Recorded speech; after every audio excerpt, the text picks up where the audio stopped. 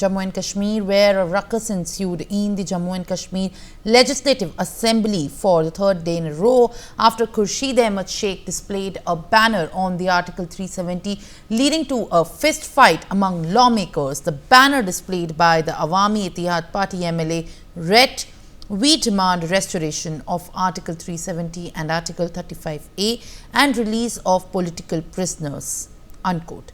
He stormed into the well of the House, prompting objections from leaders of the opposition and BJP leader Sunil Sharma, while marshals tried to stop him from standing.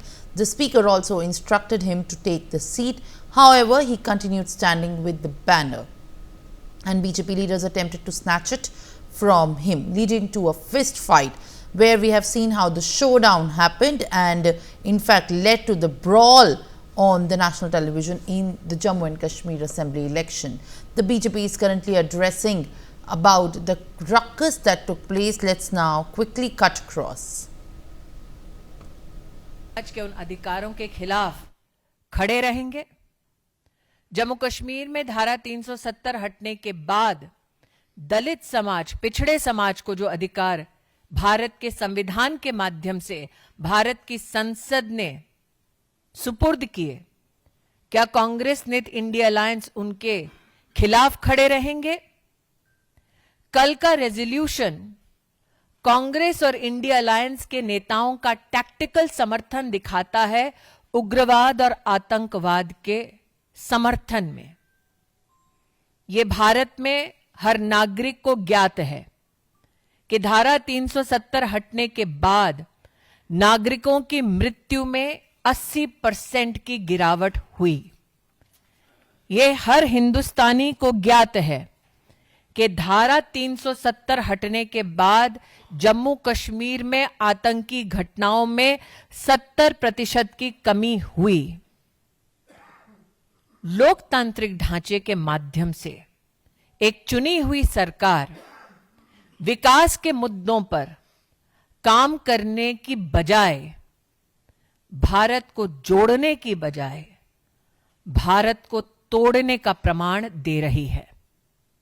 मैं India alliance के सभी नेताओं को, देश के नागरिकों और Bharatiya Janata party के कार्यकर्ताओं के माध्यम से आश्वस्त करना चाहती हूं कि संसद द्वारा पारित धारा 370 पुनर्स्थापित नहीं होगा और जम्मू कश्मीर को भारत से बांटने का उनका ये प्रयास कामयाब नहीं होगा।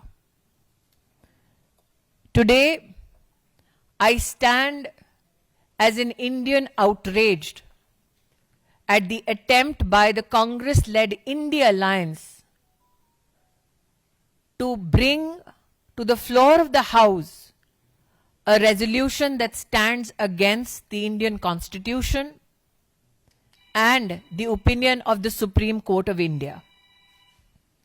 The question that now is to be posed to the Congress-led India Alliance is this: after the revocation of Article 370, tribals in Jammu Kashmir received their constitutionally guaranteed rights.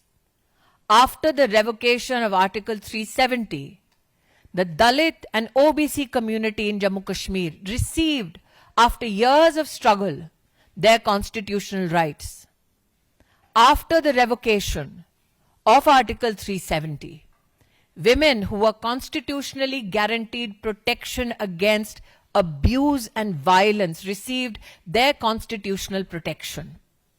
The resolution passed by the India Alliance led by the Congress Party brings to the fore many questions. Does the Congress-led India Alliance stand against tribal rights, Dalit rights, women's rights, children's rights? Everybody in India knows that after the revocation of Article 370, deaths of civilians, the numbers came down by 80%. Incidents of violence came down by 70%. Tourism in Jammu Kashmir especially went up to a staggering figure of over 2 crore 11 lakh tourists, especially in the Kashmir Valley. Does the Congress-led India Alliance, my apologies, today stand against the economic and constitutional interests of Jammu Kashmir? Does the Congress-led India Alliance today stand against the very premise that when Prime Minister Modi offered a package of 80,000 crore rupees to the citizens of Jammu Kashmir, do they stand against the development work of the government of India for the people of Jammu Kashmir?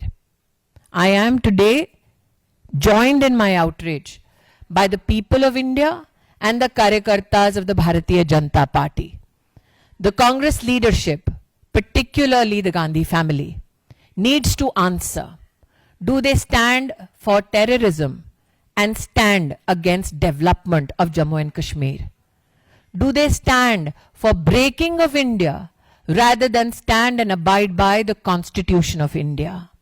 The question that the Congress-led leadership has to answer, particularly in the states of Jharkhand and Maharashtra, do they stand against the valor of citizens who donned uniforms of the Indian Armed Forces to protect us better? Do they stand against tribal rights, rights of Dalits, OBCs, women and children? What they seek is a special status for themselves and not the people of Jammu Kashmir. Devendra Parashar. मैं पिछले 5 सालों में 2017 हटने के बाद जिस प्रकार से लगातार डेवलपमेंट को लेकर ही जम्मू कश्मीर में चर्चा होते रही थी और वही नैरेटिव था। इस प्रकार की अलगाववादी चीजें जो होनी शुरू हुई है, क्या ये अफेक्ट आप लोग को करता है? क्या ये मौत किस तरह?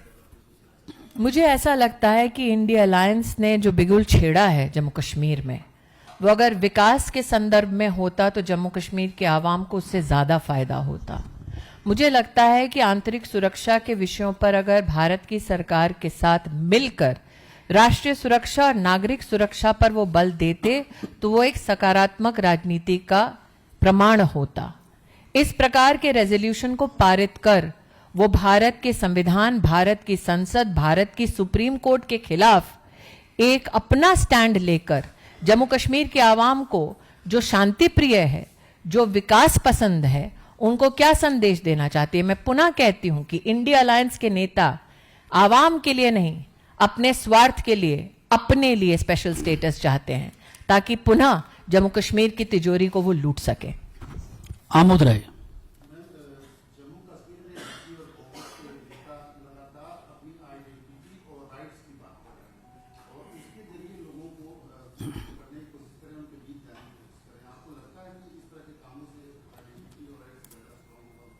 आमोद जी, जब आप कहते हैं कि जम्मू कश्मीर में कांग्रेस और इंडिया अलायंस के नेता आइडेंटिटी की पॉलिटिक्स कर रहे हैं, तो आइडेंटिटी क्या है? हम सब की, हम चाहे किसी भी प्रदेश से क्यों ना हो, हम सब हिंदुस्तानी हैं। और जम्मू कश्मीर के नागरिकों के उस आइडेंटिटी पर किसने तोहमत लगाई है, किसने प्रश्न चिन्ह लगाया है? जहां तक की बात जम्मू कश्मीर के आवाम की राइट्स की है, तो सबसे उत्तम डेमोक्रेटिक राइट है द राइट टू वोट। हाल ही में जो इलेक्शन कमीशन के सानिध्य में इलेक्शंस हुए, वो जम्मू कश्मीर के आवाम के डेमोक्रेटिक राइट्स के इम्प्लीमेंटेशन का सबसे सुनहरा प्रमाण है। तो वो जब आइडेंटिटी की बात करते हैं तो आइडेंटिटी हमारी, हमारे देश से, हमारी माटी से है। जब वो राइट्स की बात करते हैं तो वो राइट्स संवैधानिक हैं, जो गारंटीड हैं after the revocation of article 370। वो राइट्स जब धारा 370 था तब आदिवासी समाज को, दलित समाज को, ओबीसी समाज को, महिलाओं को, बच्चों को नहीं मिलता था। तो वो अपनी बेहतरी के लिए गारंटी मांग रहे हैं, आवाम की नहीं। Akhilesh Singh ji.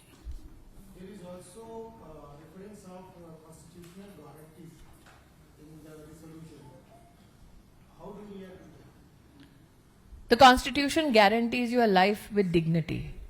Was the Valmiki Samaj in Jammu and Kashmir leading a life of dignity when they were bereft of their constitutional rights while Article 370 was in place? The Constitution gives us, especially women, the right to life, to an income, the right to property. Were they guaranteeing that constitutional right to the women of Jammu and Kashmir? Today, if you just look at the Pradhan Mantri Matru Vandana Yojana, which is a cash support for women who are pregnant, who should have institutional deliveries, 4 lakh women have received that support in Jammu and Kashmir. Is that not a constitutional guarantee that was delivered by the BJP? Children from sexual exploitation are guaranteed protection by the Constitution under the POCSO Act. That act was not implemented in Jammu and Kashmir because of Article 370. So what is the constitutional guarantee that was given to the citizens of Jammu and Kashmir when Article 370 was in place? Ravinder Singh.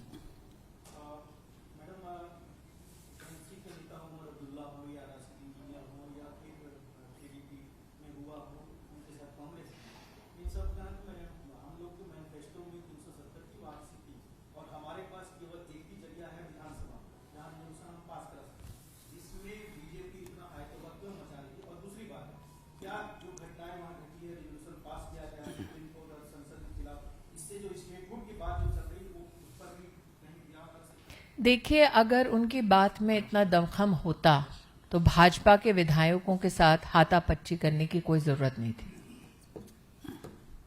अगर जिस विषय पर वो जम्मू कश्मीर का विकास चाहते थे, शांतिपूर्वक तरीके से वहां पर असेंबली में चर्चा हो सकती थी। और जहां तक धारा 370 को पुनर्स्थापित करने की बात है, मैं नहीं जानती कि उमर अब्दुल्ला ने क्या स्टेटमेंट दिया है, लेकिन अगर इतनी हिम्मत थी तो आज मैं उन्हें चुनौती देती हूं कि झारखंड और महाराष्ट्र में जाकर ये बोल दें किसी मंच से। विकास चंद्र।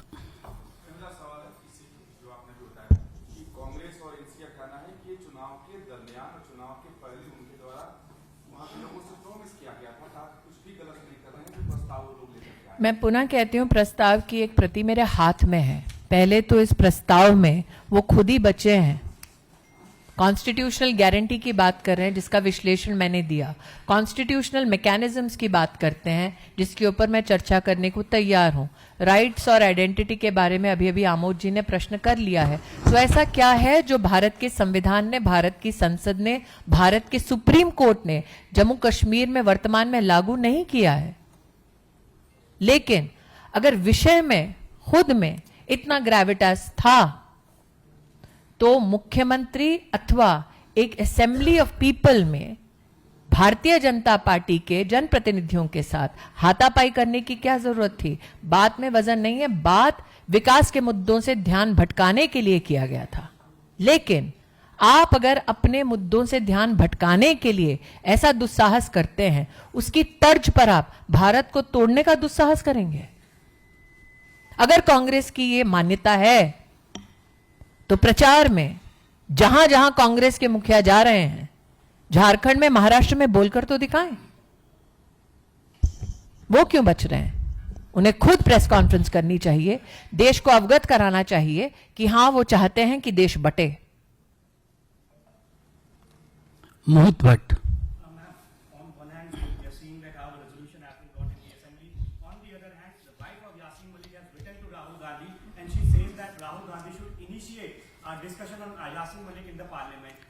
Aren't you intrigued why somebody who is accused of killing innocents, civilians, people in uniforms is reaching out to the Gandhi family?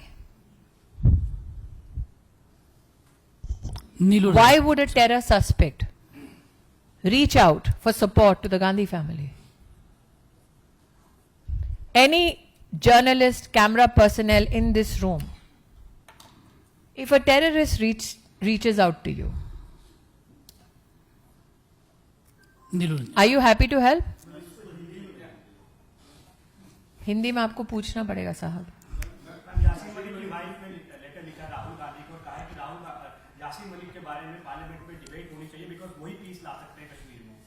क्या आपको ये जानकर आश्चर्य नहीं हो रहा कि जिन्होंने आतंक मचाया जम्मू कश्मीर में, बेगुनाहों की जानें ली, यूनिफॉर्म्ड हिंदुस्तान के पर्सनेल को मौत के घाट उतारा, वो सहारे और सहयोग के लिए गांधी परिवार की ओर हाथ बढ़ा रहे हैं? इस सभागार में जितने नागरिक आज इस प्रेस कॉन्फ्रेंस को देख रहे हैं, देश के हर मीडिया ऑर्गेनाइजेशन का पत्रकार है, कैमरा पर्सन है, साउंड पर्सन, टेक्नोलॉजिस्ट है। हम में से कोई भी हिंदुस्तानी क्या किसी आतंकवादी या आतंकवाद के समर्थन में कही हुई बात का समर्थन करेंगे? क्या किसी भी आतंकवादी का इतना साहस होगा कि आप में से किसी हिंदुस्तानी को संपर्क करके कहे भाई मेरी बात पहुंचा दो देश की संसद में? नहीं, क्योंकि वो भी जानते हैं कि आपके लिए आपका देश सर्वोपरि है। तो ऐसा क्या है कि आतंक फैलाने वाले अब कांग्रेस से सहारा मांग रहे हैं?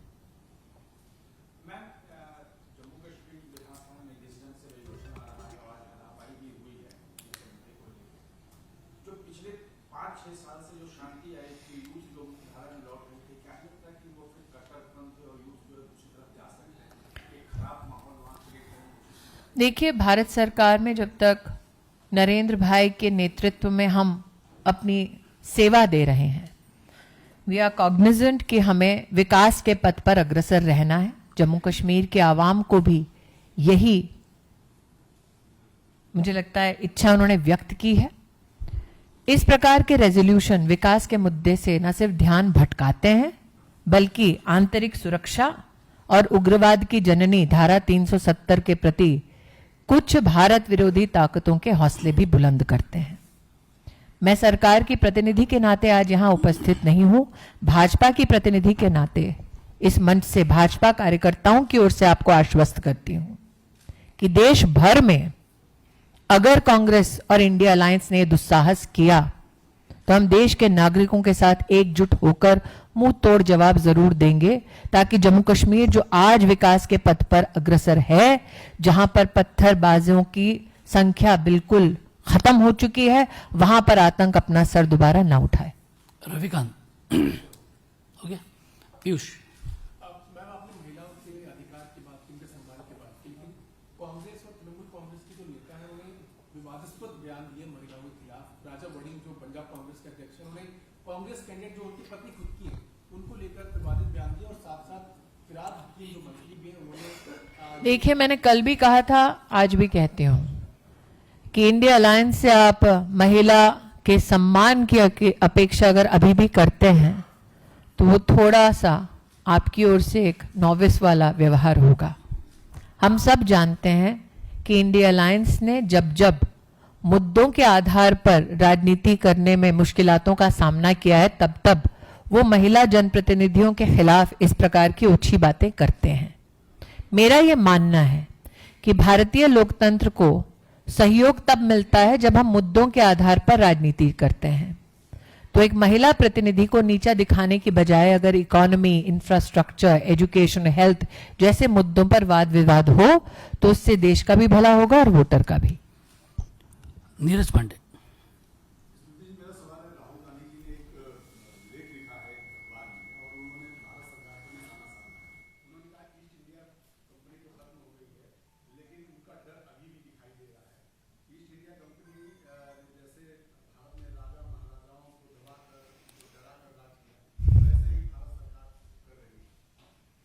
मुझे लगता है कि शायद, और इट्स सब्जेक्ट टू करेक्शन, उनके उस लेख का पहला सेंटेंस है India was silenced by East India company.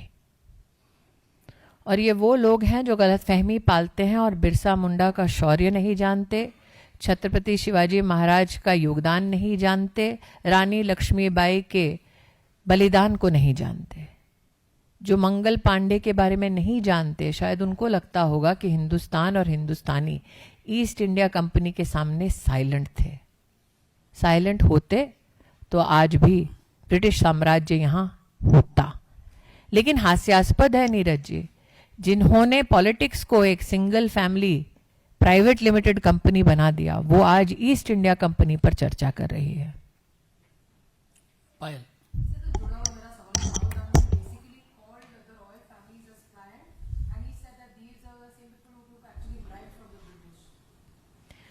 I'm of the opinion that somebody who considers himself political royalty will always denigrate the contribution of every community and every facet of India. I do not expect a genuine and respectful understanding of my country from such people. मनो के लिए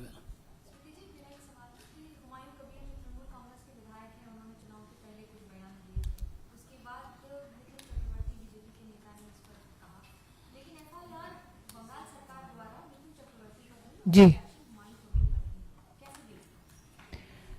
तृणमूल कांग्रेस का अन्याय करने का यही तरीका है कि जो संविधान की हत्या करे उनका सहारा बने और जो संविधान के संरक्षण और राष्ट्रवाद की बातें करे उन पर प्रहार करे।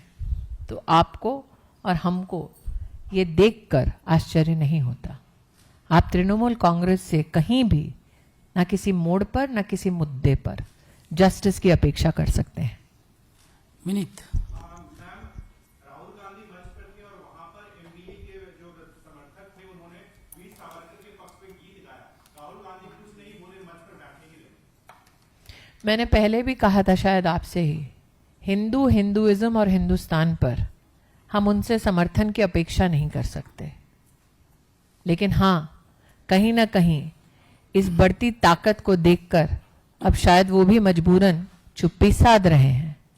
अब उस पर तो चुप्पी साध ली उन्होंने, लेकिन आज मेरा मानना है कि जम्मू कश्मीर में जो रेजोल्यूशन पास हुआ, अगर वाकई में उस पर उनकी आस्था है तो थोड़ा उस पर कुछ बोलकर दिखाए ना, उस मंच पर जहां पर वीर सावरकर जी की स्मृति में गीत गाए जाते हैं। रविंद्र जी, आप कुछ और पूछना चाह रहे हैं? दोबारा याद कर जी। बताइए, क्या?